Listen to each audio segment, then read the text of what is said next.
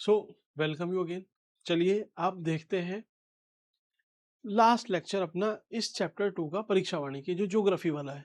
ठीक है, इसमें क्योंकि ये तो मैं कंटिन्यूशन बना रहा हूँ वीडियो, इसके पहले आपने देखा क्या, पहाड़ देखे, पीक्स, ग्लेशियर देखे, मेल्ट होके ताल बने, ताल देखे, ताल के बाद आपने रिवर सिस्टम देखा, कुछ कुंड वगैरह वो सब आपने देखा।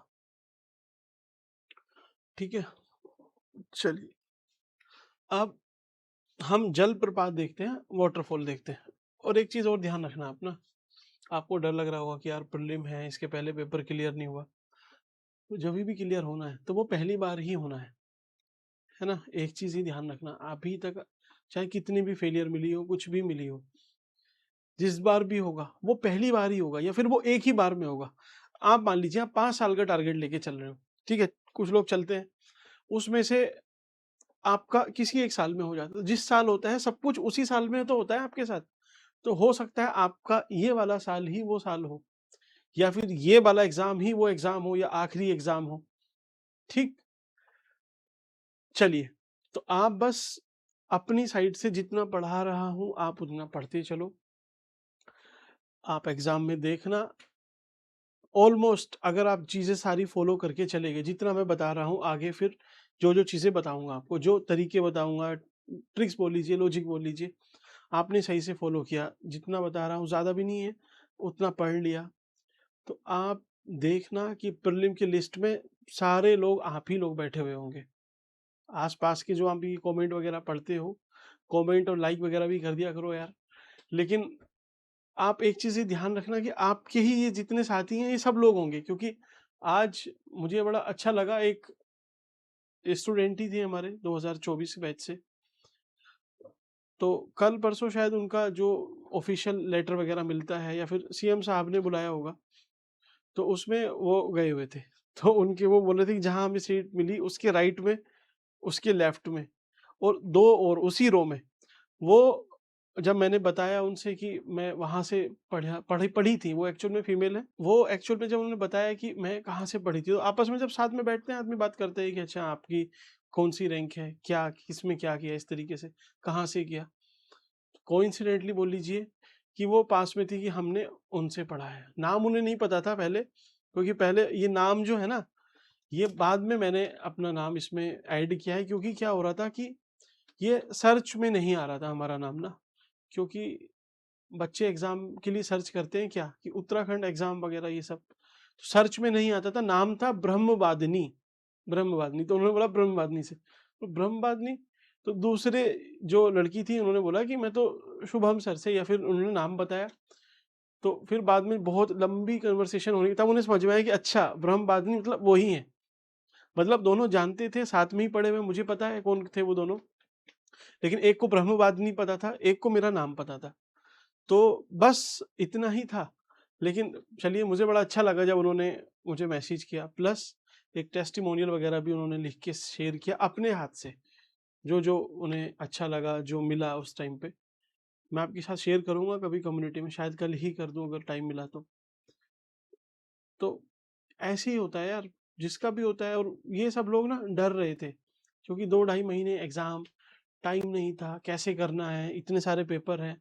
पहली बार पेपर हुआ था जब सिलेबस चेंज हुआ था, उसके बाद बहुत सारी अनसर्टेनिटी थी, लेकिन हो गया। आज वो बैठे हुए हैं वहां पे।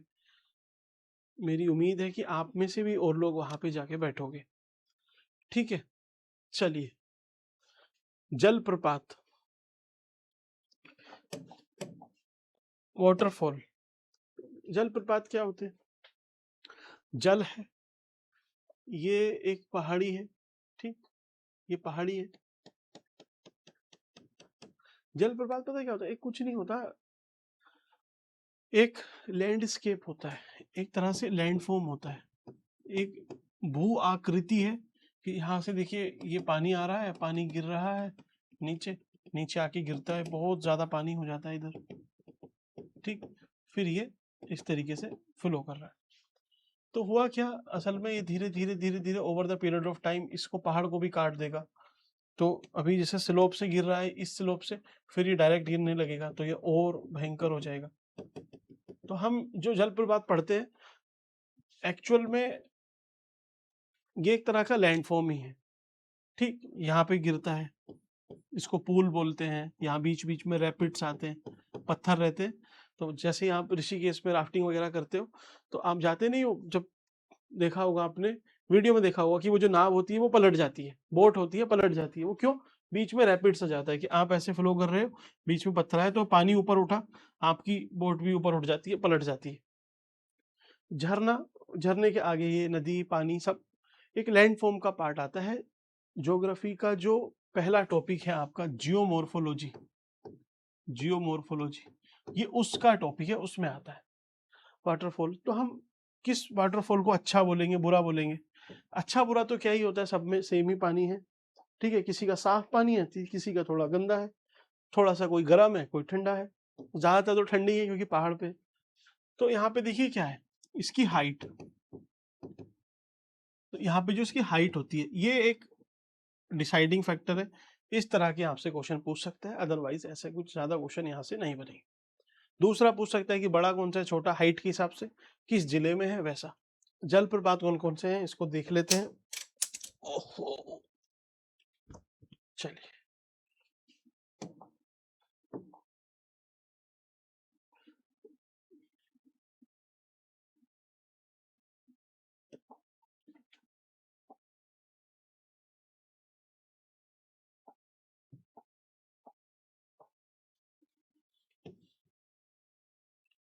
तो सबसे पहले तो देहरादून में आ जाओ, देहरादून में ठीक ठाक है जलप्रपात,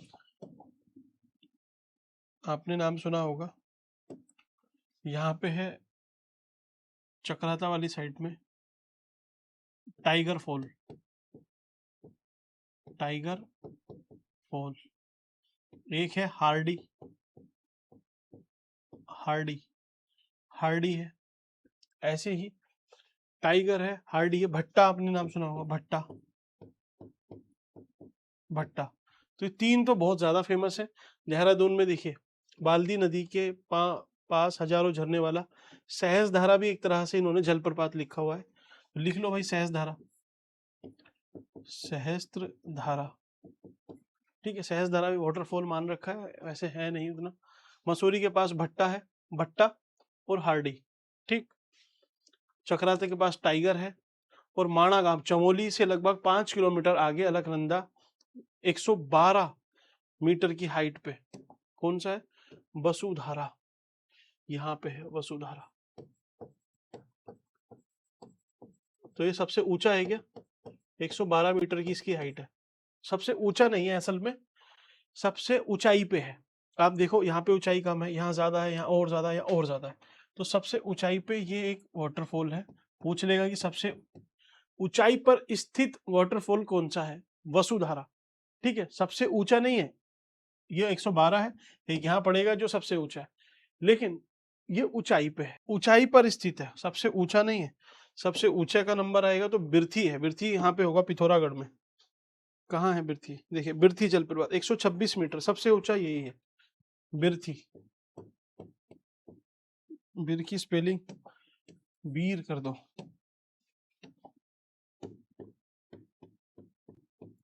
बिरथी। ये इतना है, 126 मीटर की हाइट से ये गिरता है, तो सबसे ऊंचा है। सबसे ऊंचा बिरथी और ऊंचाई पे वसुधारा। देखिए ये हुआ आपका, ये हो गया है।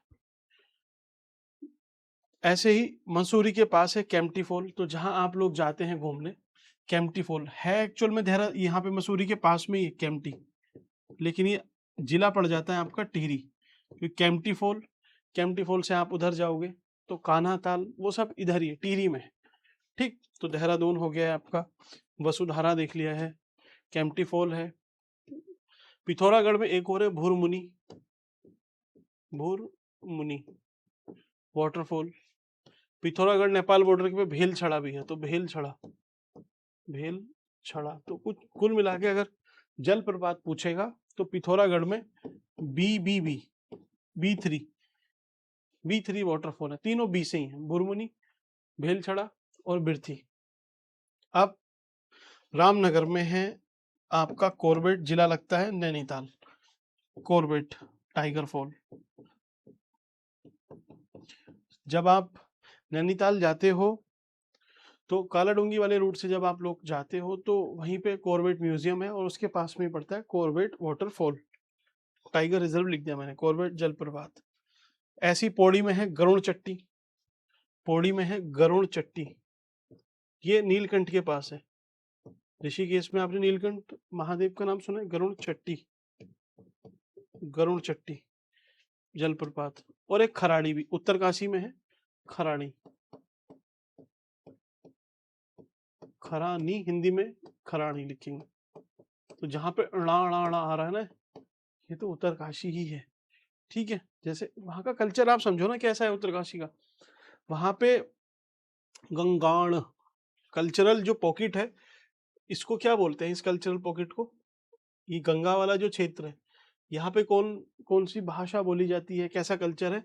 तो गंगा, गंगा है, इसमें ये और लगा दो तो गंगाण।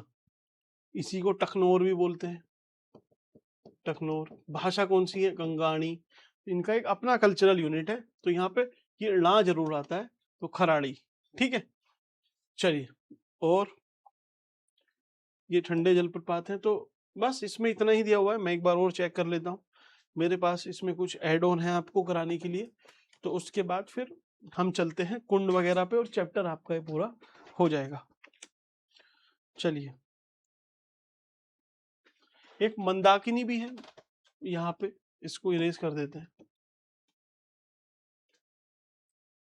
मंदाकिनी नहीं, मंदाकिन, मंदाकिन, मंदाकिन।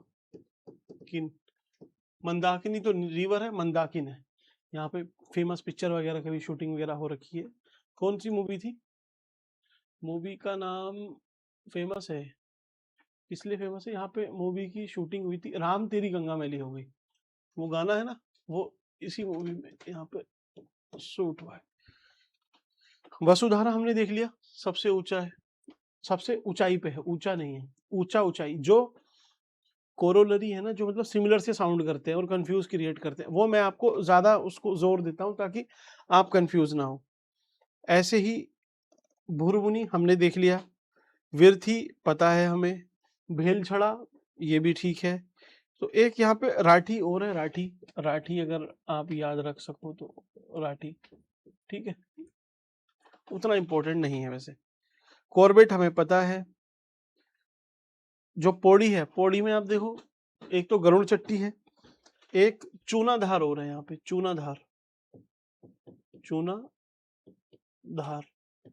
ठीक, बाकी यहाँ पे शिखर फॉल भी है देहरादून में, शिखर फॉल। ठीक,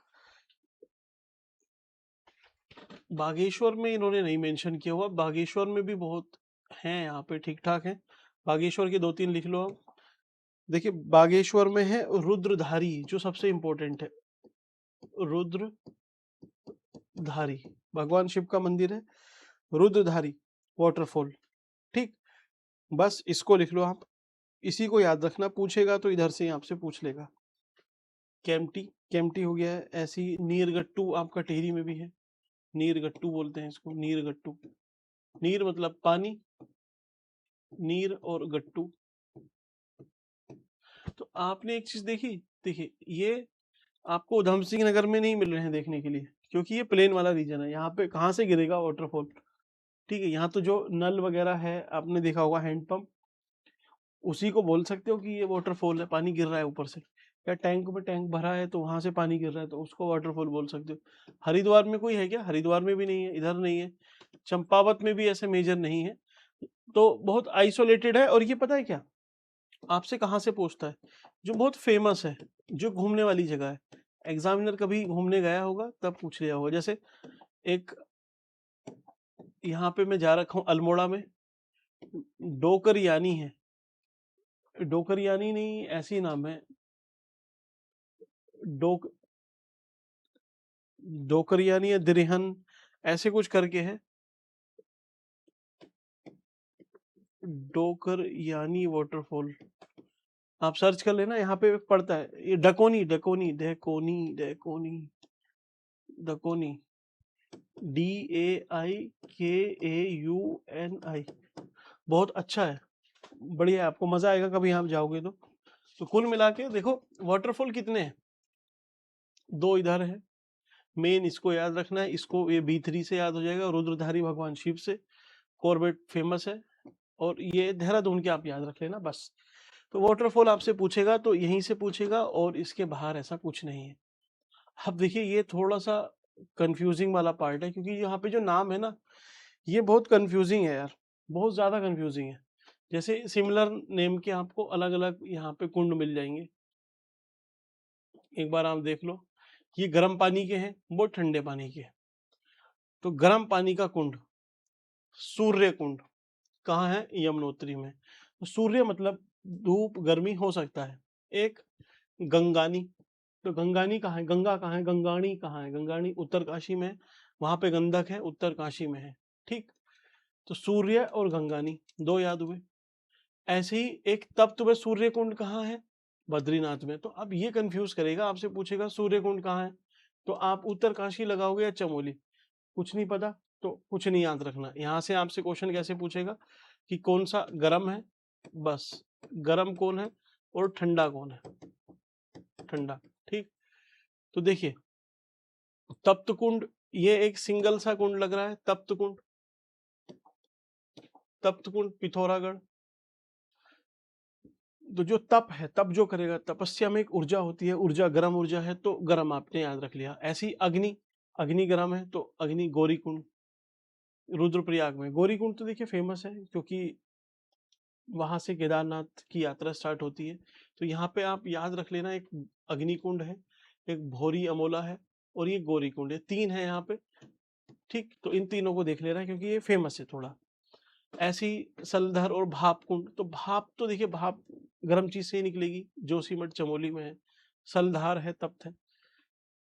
अब देखिए तप्त कुंड एक ये भी है, एक ये भी है, तो कुल मिला के आपको क्या याद रखना, तप्त कुंड चमोली, सूर्य, सूर्य कुंड उत्तरकाशी, गंगाणी भी वहीं पे, और अग्निकुंड आपका कहाँ है, अग्निकुंड ये रुद्र उसमें है, रुद्रप्रयाग में, गौरीकुंड में। तप्त कुंड और मदन कोट कुंड ये पिथौरागढ़। बस इतना याद रखना, बाकी सारे ठंडे हैं, बस सब ठंडे कुंड है। कुंड से ऐसे सवाल आपसे पूछता नहीं, फिर भी आप इसको एक बार देख सकते हो, कभी पूछ ले तो आपके काम रहेगा। बद्रीनाथ के पास देखिए नारद, त्रिकोण, मानुषी, सतपथ, ब्राह्मण, ठीक है, ये बद्रीनाथ के पास है। ऐसे ही गोपेश्वर चमोली में ही उसके पास है, बैतरणी कूट। सोम, विष्णु, सूर्य, चंद्र ये सतोपंथ के पास है। हेम, होम, रूप ये बेदनी, बुग्याल ये सब चमोली जिले में है। तो ज्यादातर कुंड कहाँ है, चमोली में है। अगर आपसे जिला पूछे तो चमोली मार देना, बस आंख बंद करके, ठीक, चमोली ही मारना कुंड में। तो अगर थोड़ा सा ये पूछ लेता है कि भाई गौरी कुंड अगर पूछ लिया उसने, तो गौरी कुंड तो पता है रुद्रप्रयाग में है। गंगाणी पूछ लिया तो आप उत्तरकाशी लगा दोगे, ठीक है। ऐसे ही टिहरी में ब्रह्मा, वशिष्ठ, नरसिंह कुंड, तो ये आपको कैसे याद रखने हैं।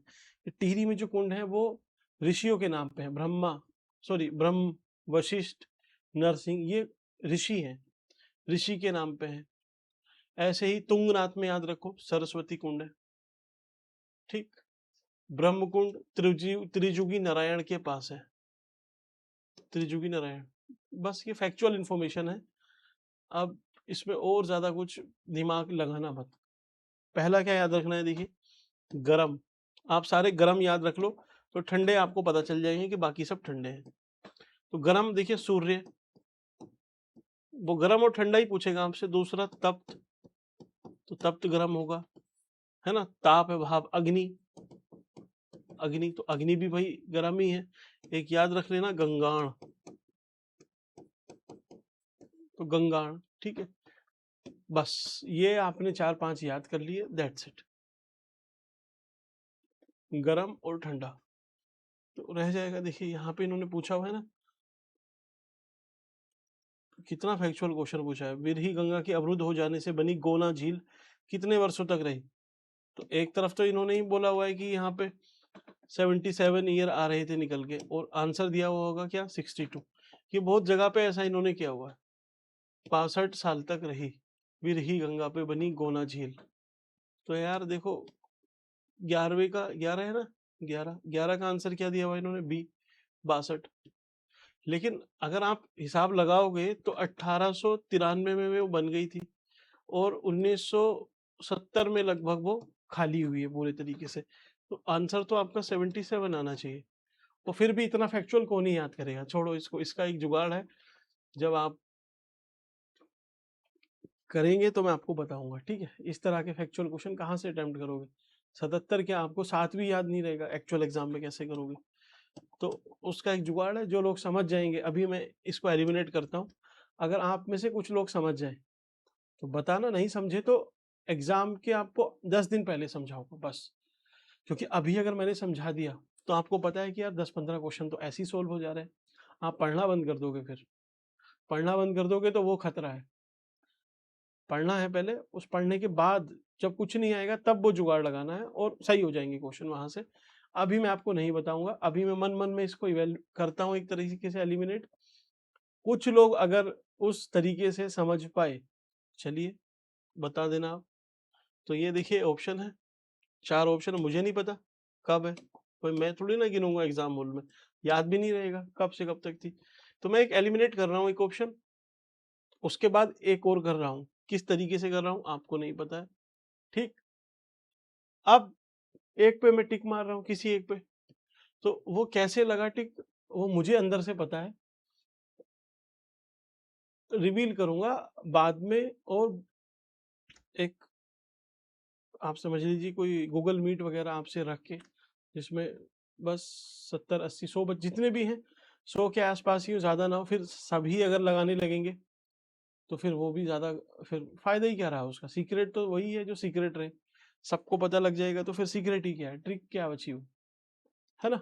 तो चलिए फिलहाल आप पढ़ते रहो, इसको भी पढ़ते रहोगे, तैयार करते रहोगे तो आपका काम आराम से हो जाएगा। देखिए बहुत बड़ा, एक बहुत बड़ी लड़ाई ये हम लड़ चुके हैं, जैसे इसमें ही है, त्रिभुजाकार कौन सी है इनमें से, तो नकोची आपको पता है कि नकोची तो 9 कोने वाली है, केदार का पता नहीं, नैनीताल हो सकता है क्या, है ना। चलिए नैनीताल को तो त्रि ऋषि सरोवर बोलते हैं, त्रिभुजाकार नहीं, त्रि ऋषि सरोवर, 3 ऋषियों का सरोवर है। नकोचिया में तो 9 ही कोने हैं। केदार ताल उतना फेमस है नहीं, बचा क्या, सतोपंथ। ऐसे ही 9 कोनों वाली कौन सी झील है, आगे उसने पूछ लिया। देखिए आपको पीवाई क्यों इसलिए करके जाने होते हैं, देखो पहले 2003 में पूछा उसने प्री में, अगर आप ये सोल्व करके गए हो तो आप 2006 के प्रीलिम में आराम से सोल्व कर लोगे, क्योंकि इसमें नकोचिया था, इसने पूछा 9 कोनों वाला कौन सा है, तो नकोचिया ही है भाई, है ना। झिलमिल कहाँ है, झिलमिल के साथ श्यामला झील कहाँ है बताओ, श्यामला ताल, विवेकानंद आश्रम, टनकपुर, चंपावत, याद आ रहा है, गिरिताल, काशीपुर, भीमताल, सबसे बड़ा ताल कहाँ का, कुमाऊं का। उत्तराखंड का कौन सा है, सहस्त्र ताल, ठीक है। चलिए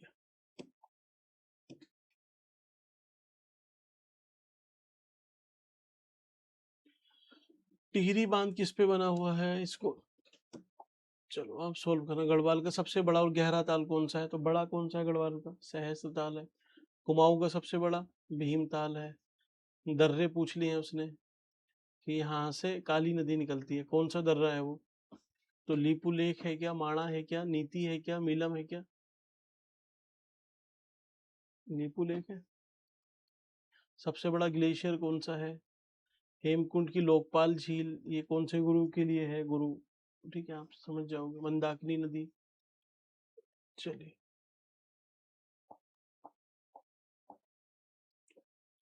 अब उत्तराखंड वन, वन आंदोलन और वन्य जीव, तो फॉरेस्ट देखिए, अब हमारा नेक्स्ट चैप्टर है फॉरेस्ट, फॉरेस्ट वाइल्ड लाइफ, ठीक। और जो आंदोलन हुए, मूवमेंट हुए, उसको हम देखेंगे, चाहे चिपको मूवमेंट हो और पहाड़ी राखो, सब इनको देखेंगे। इसके बाद देखते हैं और क्या बचता है आपका, वन वगैरह हम देख लिया हमने। वन के बाद मैं आपको फर्स्ट पेज पे लेके चलता हूँ, है ना, उससे फिर चीज़ें आपकी क्लियर रहेंगी कि अब हम कैसे करने वाले हैं इसको आगे। जल्दी से पूरा करेंगे ये एक बार कंप्लीट तो आधी टेंशन खत्म। बस फिर इकोनॉमी रह जाएगी, 5 दिन में आपकी इकोनॉमी पूरी। फिर हम स्विच कर जाएंगे किस पे, हिस्ट्री पे, और हिस्ट्री पूरी करा के उसमें कल्चर, सोसाइटी, सारी चीज़ें। हिस्ट्री को 2 तरीके से पढ़ेंगे, एक पॉलिटिकल हिस्ट्री, फिर उसके बाद आपकी जो कल्चरल हिस्ट्री है उसके बाद।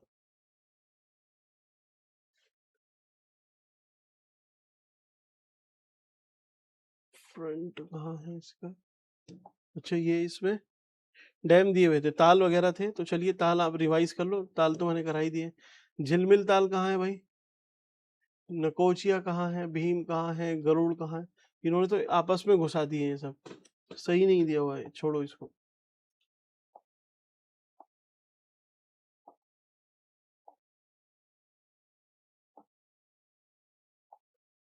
फर्स्ट पेज कहाँ गया यार इसका? फर्स्ट पेज इरेज हो गया क्या यार हमसे, या उस पे ये आ गया अपना?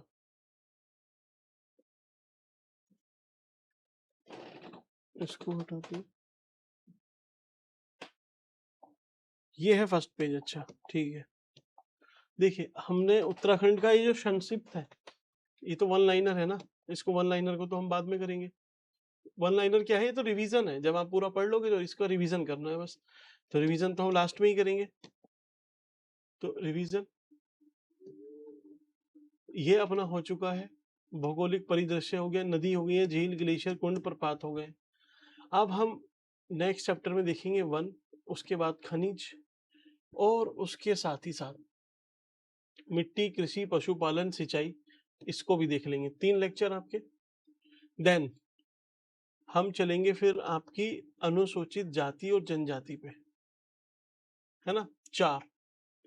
फिर हम आएंगे इकोनॉमी में। इकोनॉमी में सबसे पहले ऑब्वियसली आपका आर्थिक परिदृश्य, एनर्जी रिसोर्स, परिवहन, और ये तो उसमें इंक्लूड हो ही जाता है, शिक्षा, ये सब हो जाएगी, कल्याणकारी योजनाएं हो जाएंगी, कुछ आपके संगठन हो जाएंगे। ठीक। फिर बचता है आपका प्रमुख व्यक्तित्व, विज्ञान, शौर्य परंपरा, और आपका ये हिस्ट्री। हिस्ट्री कहाँ? हिस्ट्री, बस। ठीक है, चलिए। तो चलिए मिलते हैं फिर आपसे नेक्स्ट वीडियो में। Thank you.